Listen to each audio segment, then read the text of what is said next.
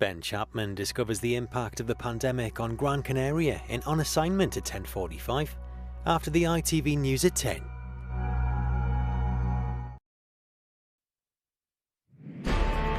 He was convicted of being a monstrous sexual predator, but tonight the actor Bill Cosby, once known as America's Dad, has been released from jail. The verdict overturned on a legal technicality.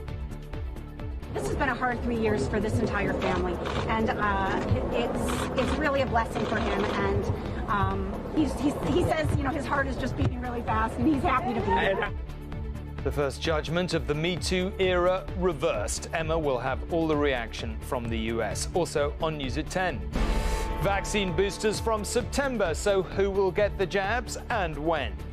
Football is staying home. England fans are infuriated by not being able to get to Rome for the quarter-finals. Self-isolation and school bubbles will end probably from July the 19th. The Education Secretary makes a promise to long-suffering parents and school children. The heat in Canada and the western US is absolutely ferocious. Joe Biden says climate change is to blame. And high-tech and high-definition, how seeing insects in a new light could help preserve wildlife across the planet. So if we really want to understand what are the factors that shape biodiversity on this planet, we really have to understand insects. If we don't, we're probably missing the whole puzzle, quite frankly.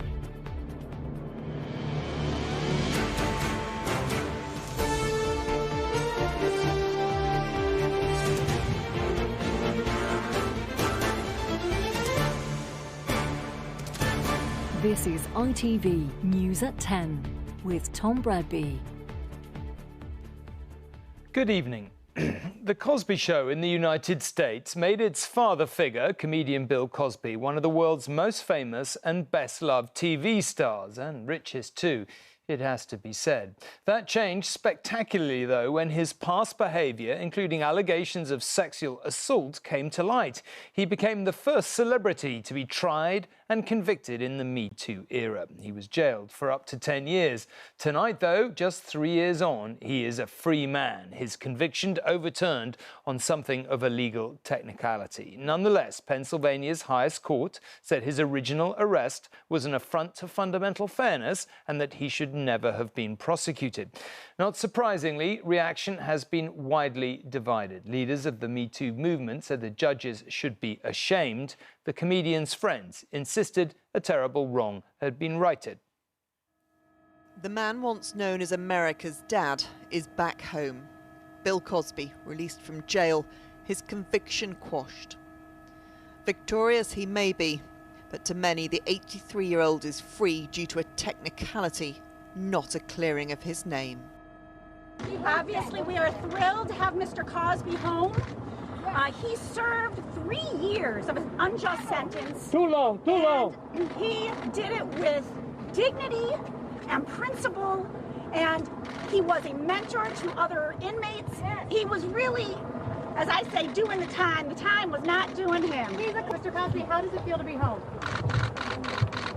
Well, he is extremely happy to be home. He looks forward to reuniting with his wife. Anything to say? Bill Cosby was jailed in 2018, found guilty of drugging and sexually abusing a young woman who he was mentoring.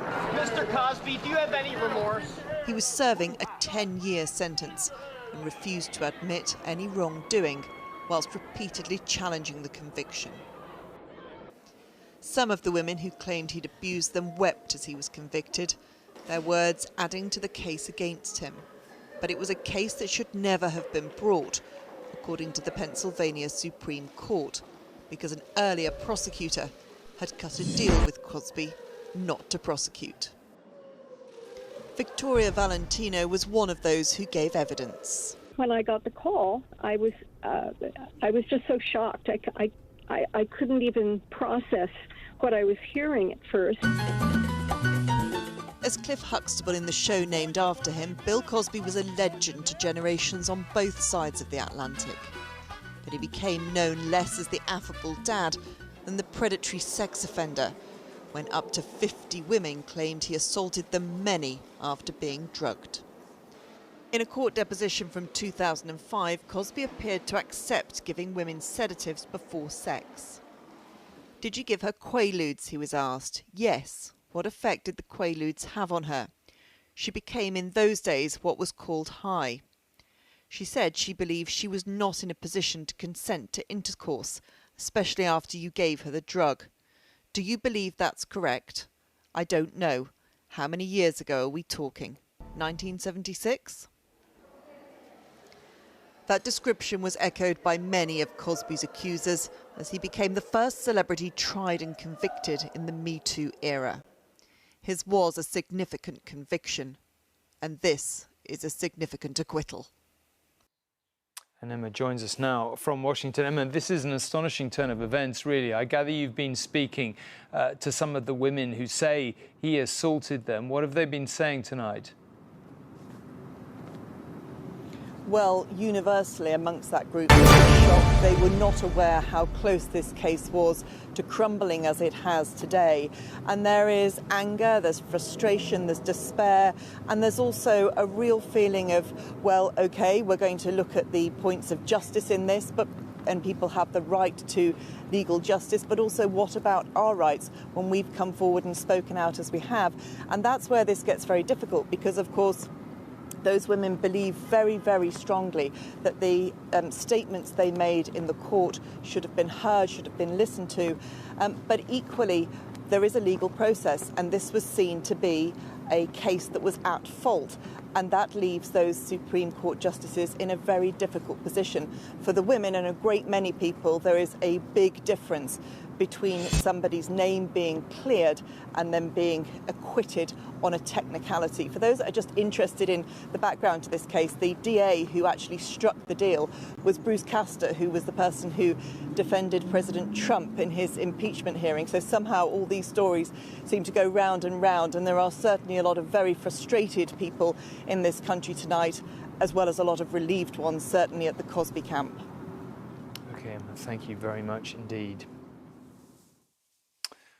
All right, let's come back here now. And after all that has happened in the past 16 months and all the lives that have been lost, the government appears understandably to be taking no chances for this winter. The new Health Secretary, Sajid Javid, is planning booster jabs for the most vulnerable as soon as September. The over 50s will be next. In other words, the same groups as get the annual flu vaccine. So both inoculations could be administered at once.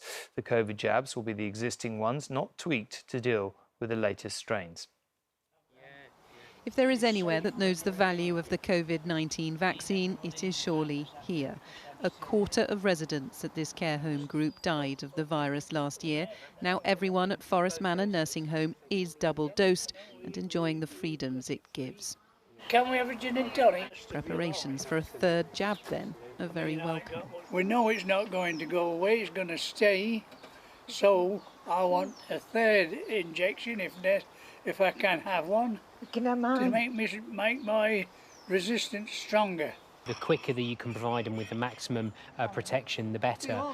We had instances during the second wave of the virus where residents did contract COVID despite already having had the first dose. To put residents and in particular carers as well at the top of the list in terms of those individuals that should receive the booster jab first is a But Mary Nightingale news at we don't yet know whether we will need a booster jab, but the government wants to be ready.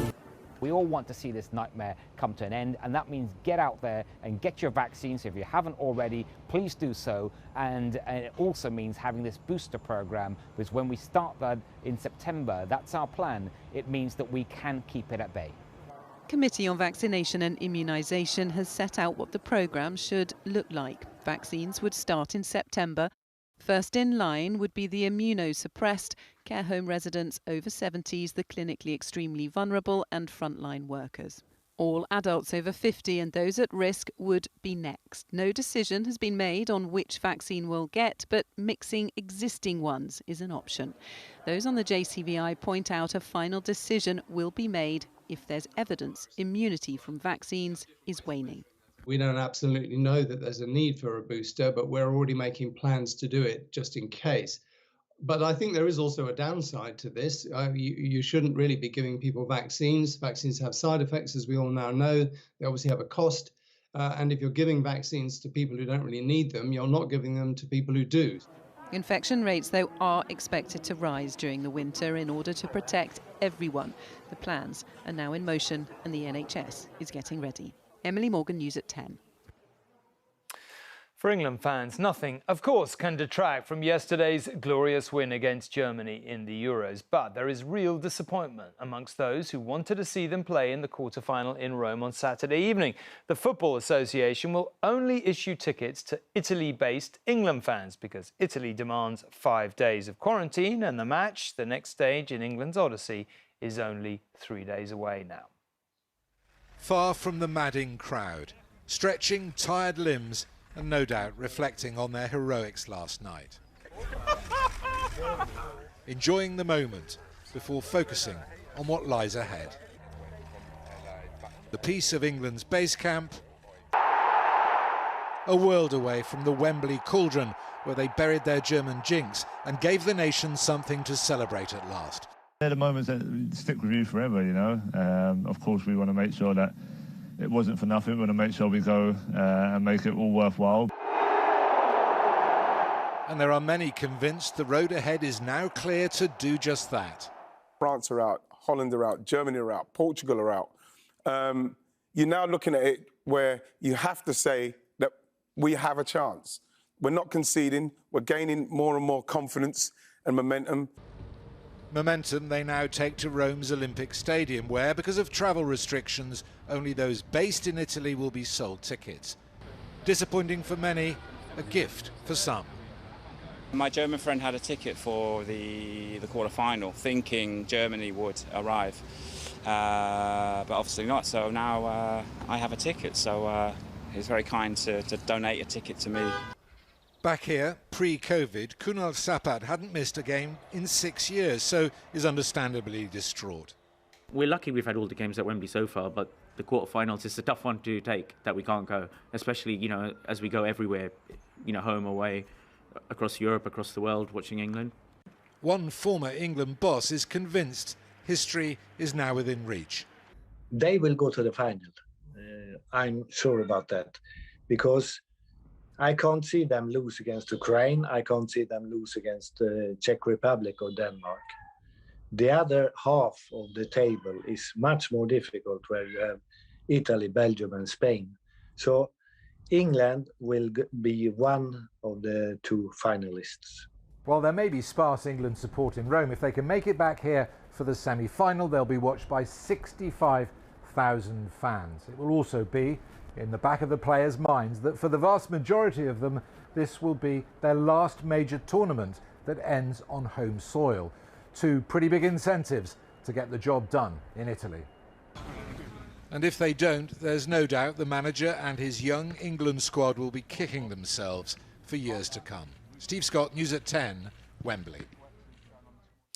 Some slightly startling business news now, and all the Gap stores in the UK, which were once the go-to place for middle-market casual clothes, are to close. Yes, all of them. The American retailer had already announced that 19 would shut, but tonight confirmed that all 91 here and in the Republic of Ireland will now shut too, and quickly. They'll all be gone by the end of September.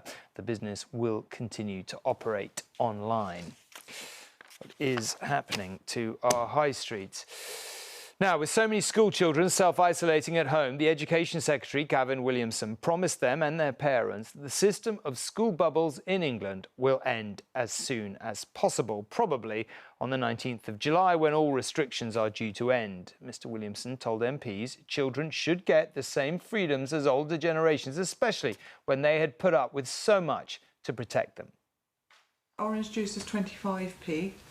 What's the change? Victoria Benson is a single mother of 4 school-aged children. Each time one is sent home from school to isolate because of COVID, she needs to look after them and help them work. The disruption for the last year or so has been almost relentless and has caused her to regularly change her plans. It was so stressful because I don't have anybody to share the load with. I was doing it all alone, so it was exhausting and it was relentless. And so I was really, really pleased when they went back, and they were really pleased. They really missed their friends. They wanted to get back to school. But of course, the relief's short-lived because the bubbles keep bursting and they get sent home. And it can happen at really short notice as well. In recent weeks, the number of children out of school because of COVID has been on the rise. On June the 10th, 90,000 pupils did not attend state schools in England because of COVID-related reasons. That number more than doubled the following week to close to 250,000. And by June the 24th, 375,000 students were at home because of COVID. Today, the Education Secretary said this wasn't acceptable and said he wants to see the end of the bubble system. What I want to see is these restrictions, including bubbles, removed as quickly as possible, along with wider restrictions in society. We expect to be able to confirm plans to lift restrictions and bubbles as part of step 4. But that won't happen until July 19th at the earliest, at which point many schools around the country will be closing for the summer. The reality is that the bubbles are being scrapped on the very day that term ends, and it will make no difference to the majority of schools across the country who just won't be there. We need that bubble system to be scrapped now to give these 3 weeks back to children. For many students, every day this system continues, there's a risk of more days of education being lost, which means a solution is needed sooner rather than later. Shihab Khan, News at 10, Westminster. Western Canada has never experienced heat like it, and the record-breaking temperatures are claiming hundreds of lives. Deaths, particularly among the elderly, are double what they should be at this time of year, and the hot weather is squarely being blamed. The so-called heat dome has stretched across the US northwest up towards Canada's Arctic territories. Canada's all-time temperature record was broken 3 days running in the village of Lytton in British Columbia, peaking at 49.6 degrees Celsius or 121 Fahrenheit, hotter than the desert city of Las Vegas has ever experienced. Further south in the US, Seattle saw record temperatures of 42 degrees, whilst in Portland they reached a sweltering 46.6 degrees Celsius. Blistering beneath an unforgiving sun, Vancouver swelters amid record-breaking heat. The phenomenon known as a heat dome is trapping air from the Pacific Ocean while heating it, compressing it down like a saucepan lid. For those having to live with its oppressive effects, it's been a brutal few days. Some of the homeless are being helped. In the city of Surrey, one of the worst affected areas, they've never seen anything like it. Last year, we had about 9 sudden deaths. This year, 2021, from Saturday to this Wednesday morning, we've had 59 sudden deaths. So that's a huge, significant increase. It's so hot, they're spraying bridges to stop the steel expanding. Politicians are warning about the impacts which could lie ahead. The big lesson coming out of the past number of days is that the climate crisis is not a fiction, it is absolutely real. And if you look, I've had a briefing from the Wildfire Service yesterday and again today. The entire west coast of North America, from Baja to Alaska, is red hot. In Northern California, wildfires continue to burn as the effects of the heat dome are felt far and wide. We know it's getting worse. In a summit with governors from some of the worst affected states, President Biden gave this warning. The fire season traditionally lasts through October. But with climate change driving the dangerous confluence of extreme heat and prolonged drought, we're seeing wildfires of greater intensity that move with more speed and last well beyond traditional months. For now, it's all about surviving the worst of the heat as best they can. But the record-breaking temperatures of the past few days have added to concerns about climate change and its possible impacts. Neil Connery, News at 10. The only person to be US Defense Secretary twice, Donald Rumsfeld, has died at the age of 88. The first time, he was the youngest to hold the post. The second, the oldest. And whilst he was tough-talking and direct, perhaps the most famous words he ever spoke were rather less than clear. There are known unknowns. That is to say, there are things that we now know we don't know. But there are also unknown unknowns. There are things we do not know we don't know. He was both patriotic and politically cunning and served 4 presidents. After 9/11, he oversaw the invasion of Afghanistan and then the war in Iraq, both of which bogged down American troops for years, and he left office in 2006. Now to everyone's favourite magical mystery tour, the one where we don't know where we're going to go or when. Today, it was the turn of anyone who had the temerity to book a holiday in Malta on the dubious grounds it was on the green list. The island went on the green list early this morning, but within hours, the authorities there were saying that the NHS app was not sufficient proof of vaccination. Adults will have to bring a personalised certificate from the NHS, which can take 5 days to come through. Now, there's been a busy final day of campaigning in the West Yorkshire constituency of Batley and Spen. Ahead of tomorrow's by-election, there is a lot at stake for the two main parties, particularly Labour, which won the seat last time, and its leader, Sir Keir Starmer. Losing it this time would not be a good look for him, clearly. Labour has a strong local candidate in the sister of the murdered MP, Jo Cox, who won there in 2015. But the Labour vote could be split by the veteran campaigner, George Galloway, who's been winning support among Batley's Muslim voters.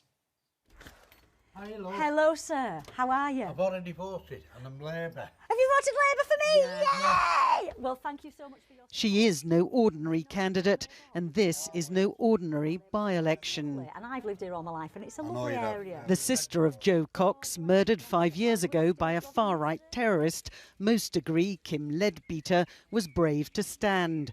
But despite that and her evident enthusiasm, the odds of a Labour win look slim. What's gone wrong? I think we've had 5 tumultuous years in politics, haven't we? And I think there's so many external factors that are at play, and we can talk about them all day long. But what I'm really clear about is... Well, who's to blame? I mean, is it Keir Starmer, or is it that you haven't paid enough attention to certain communities in this area? I know I've paid attention to all the communities in this area on a personal level. But another candidate is paying attention to some communities traditionally in Labour's camp. George Galloway making inroads with Muslim voters, it's said because of his pro-Palestine stance. The signs are he could split the Labour vote. He insists that's not his plan. You are an avowed socialist.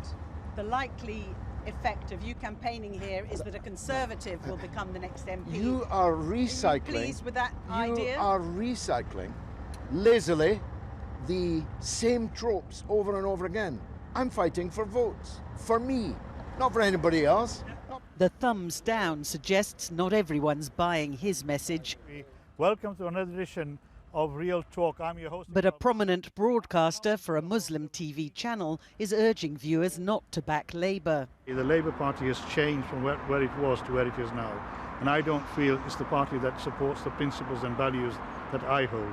In this town, renowned for its textiles, some voters also no longer seem so closely attached to Labour as they once were, despite sympathy for the fact the party's candidate is Jo Cox's sister. I think it's momentous and I think it's lovely.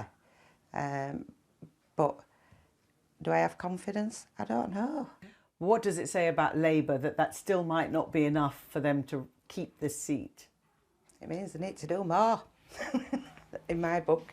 It's going to be a neck-and-neck race this time. So. Yes. One poll suggests the Conservatives' Ryan Stevenson is in fact striding to an easy victory. Some people say that actually you've been keeping quite a low profile and you are trying to get into Parliament riding on the coattails of a split Labour vote. Well, as you can see today, I'm talking to voters, and that's what I've been doing throughout. My focus has been to talk to voters and listen to their concerns. The Liberal Democrats, meanwhile, are hoping that the downfall of Matt Hancock could win them some Tory support. And sort of hypocrisy and some of the Tory sleaze that just keeps on coming. I think the shine is really starting to wear off Boris Johnson here in the north. Labour certainly hopes so, if it's to hang on here. Libby Vina, News at 10, Batley. And here is the full list of candidates who are standing in the Batley and Spen by-election, all 16 of them. Polls open at 7 in the morning, and we will have the latest from there tomorrow night when they close at 10. OK, to another nail-biting evening of sport, and this time it's Scotland against Germany. Yes, Sir Andy Murray has been putting his fans through it yet again at Wimbledon. His second-round match against Oscar Otter swung first his way, and then the Germans, and then back again. It is currently 2 sets apiece, so Andy has the upper hand in the 5th. Andy Murray has never lost a second-round match at Wimbledon, and back on his beloved centre court, he didn't want to slip up. Off to a good start, breaking German Oskar Otte in the first set, with a brief delay after Otte discovered his shorts were too big. But Murray let the second and third sets slide away before falling victim to centre court's now notoriously slippery surface, and he hasn't been the only one. Oh dear. Wimbledon organisers admit the wettest start in a decade and long periods with the centre and #1 court roofs shut has meant more moisture on the courts. Yesterday, Adrian Mannarino was forced to retire after slipping in his match against Roger Federer, and Serena Williams, in possibly her last appearance at Wimbledon, withdrew after injuring her right leg, leaving centre court in tears. But even with an open roof today, Novak Djokovic took several tumbles as he won in straight sets against Kevin Anderson. Hopefully, as the tournament progresses, I'll also fall less, even though I don't mind falling more if the result is winning a match. For Britain's Katie Boulter, no slips, but sadly no success either, as she was knocked out in what was a magnificent centre court debut, while British #1 Dan Evans went through to the third round after a straight sets win. But Andy Murray never makes things easy for himself or his supporters. Breaking back serve against Oskar Otte to make it 2 sets all, as his match turned into yet another late-night epic. And what a match it has been. In the last few seconds, Andy Murray has won the 5th set, 6-2. A return of the Murray magic in that last set. The crowd cheering massively for absolutely every point. He won the first 3 games and then had another dramatic slip. But Otte said he hoped he could end the comeback of a huge Wimbledon hero tonight. Andy Murray certainly had other ideas. OK, well, thank you very much indeed. Now, if you don't like creepy crawlies, then as they say about football results, you might want to look away now. The Natural History Museum in London has more than 30 million insects in its collection. It has started photographing or scanning them all in 3D. The high-tech, high-definition images will help scientists understand insects like never before and predict how species might be affected by climate change or deforestation. This is no ordinary laboratory. It's filled with ultra-precise optical devices, shielded with lead. And when the klaxon goes, it's time to get out. And if that seems extreme, consider this. The focus of their attention, tiny insects, just a few millimetres across. But the machine they're using to study them, a structure that's half a kilometre around. It's all part of an effort to understand and ultimately protect the Earth's biodiversity. If we really want to understand what are the factors that shape biodiversity on this planet, we really have to understand insects. If we don't, we're probably missing the whole puzzle, quite frankly. This room at the Natural History Museum contains just some of the 30 million insects in their collection. The plan is to try and image in spectacular detail as many of them as possible to understand why there are just so many different species and what threats they might face from things like climate change. And they're using the Diamond facility in Oxfordshire to shed more light on their subjects. A lot more light.